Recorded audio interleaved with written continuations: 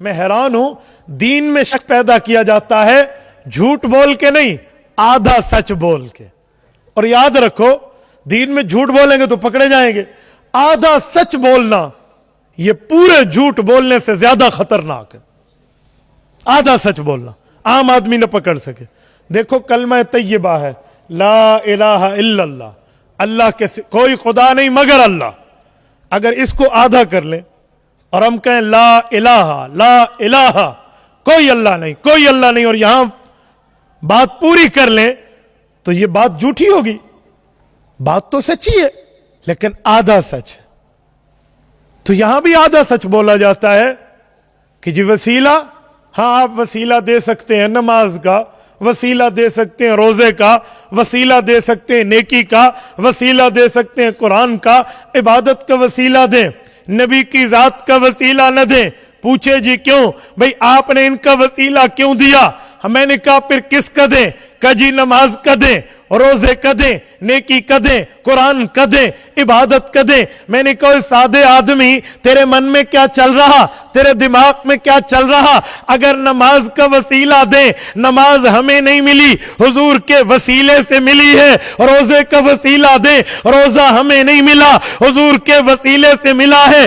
عبادت کا وسیلہ دیں، عبادت ڈائریکٹ ہمیں نہیں ملی، حضور کے وسیلے سے ملی ہے. قرآن کا وسیلہ دیں، قرآن ہمیں ڈائریکٹ نہیں ملا، حضور کے وسیلے سے ملا ہے. یہ تمام عبادات کا وسیلہ بھی حضور کی ذات ہے. تے گل تے اتھے آ کھلوتی پھر. تو لہذا حضور کے وسیلہ دینے میں کون سا حرج ہے؟ پیغمبر کریم کا وسیلہ دینے میں جی نہیں دینا چاہیے. کیوں؟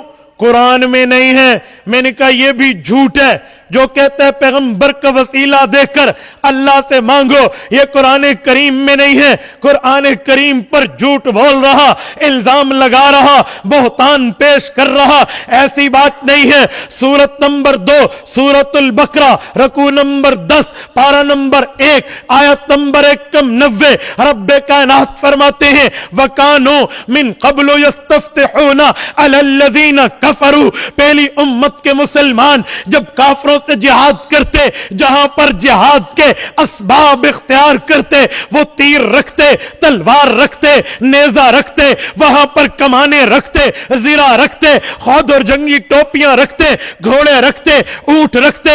تو وہاں پر یہ تمام اسباب کے ساتھ ساتھ ایک سبب اور بھی پیش کرتے. میرے اللہ بتائیے وہ سبب کون سا ہے؟ فرمایا وَكَانُوا مِن قَبْلُ، حضور پاک کے آنے سے پہلے یہ مسلمان یستفتحون علی الذین کفروا، اپنے دشمن پر، کافر کے خلاف مدد مانگتے اور پاک پیغمبر کا وسیلہ پیش کرتے اور انہیں تو فتح مل جاتی. آپ کیوں کہہ رہے ہیں؟ آپ نے کیوں کہا وسیلہ ثابت نہیں ہے؟ بنیاد بھائی وجہ کس نے کہا جی ثابت نہیں ہے؟ کسی ایک نے کہا. بخاری شریف میں حدیث پاک موجود ہے جب بارش کو مانگنے کا وقت آیا، حضرت عمر رضی اللہ عنہ آئے دعا کے لیے، حضرت عباس رضی اللہ تعالی عنہ کو پیش کیا اور عرض کیا میرے مولا عباس کے وسیلے سے بارش دے دے. کا پتہ چلا حضور پاک کا وسیلہ جائز ہوتا تو حضرت عمر یوں دعا کرتے میرے مولا حضور کے وسیلے سے بارش دے دے. حضرت عمر نے حضور کا وسیلہ نہیں دیا، حضرت عباس کا دیا.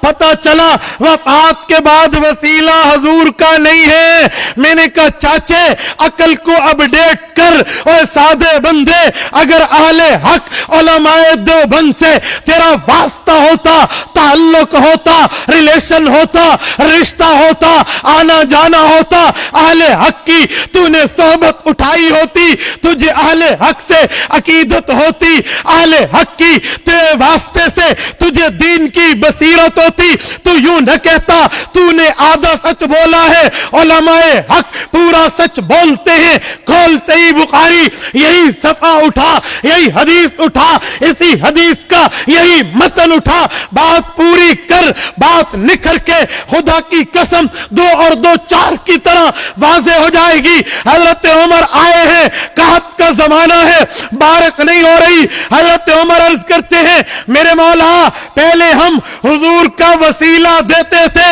بارش ہو جاتی تھی، حضور پاک کے دور کی بات کی، اللہ حضور پاک کا وسیلہ دیتے، بارش ہو جاتی، اب ہم حضور پاک کے چچا کا وسیلہ دے رہے، بارش برسا دے۔ میں نے کہا جی سن، آل حق کہتے ہیں حضرت عمر نے بات ایک کی ہے، مسئلے کئی حل کیے ہیں۔ پہلا مسئلہ یہ حل کیا کہ ہم حضور کا وسیلہ حضور کی زندگی میں دیتے تھے، یعنی زمین کے اوپر جو موجود ہیں انہیں بارش سے فائدہ ہوتا تھا، تو زمین کے اوپر حضور موجود تھے تو بارش میں بھی حضور کا وسیلہ دیا۔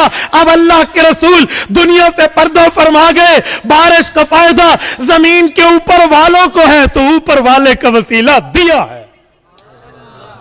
اور میرے بھائی جب حضرت عباس کا وسیلہ دیا، کیوں دیا؟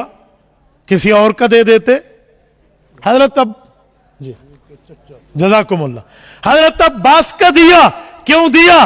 حضرت فرمانے لگے بالکل یہی بات ہے کہ حضور پاک کے چچا کی نسبت کی وجہ سے ان کا وسیلہ دیا۔ حضرت عمر نے تو وسیلے کے منکر کے منہ پر یوں فاروقی تماچا حضرت عمر نے مارا ہے، اور جب میں 22 لاکھ مربع میل کا خلیفہ وقت بلا شرکت غیر حکمران حضور کے چچا کے وسیلے کو جائز کہتا ہوں تو حضور پاک کا کہاں پر ہوگا؟ تو بات تو پوری کرتے تو بات نکھر کے آ جاتی، لیکن مسئلہ یہ ہے دنیا میں لوگوں کو آدھا سچ بولنے کی لت پڑ گئی ہے۔ اجی آدھا سچ نہ بولے، پورا سچ بولے۔ تبارك الذي نزل الفرقان على عبده ليكون للعالمين نذيرا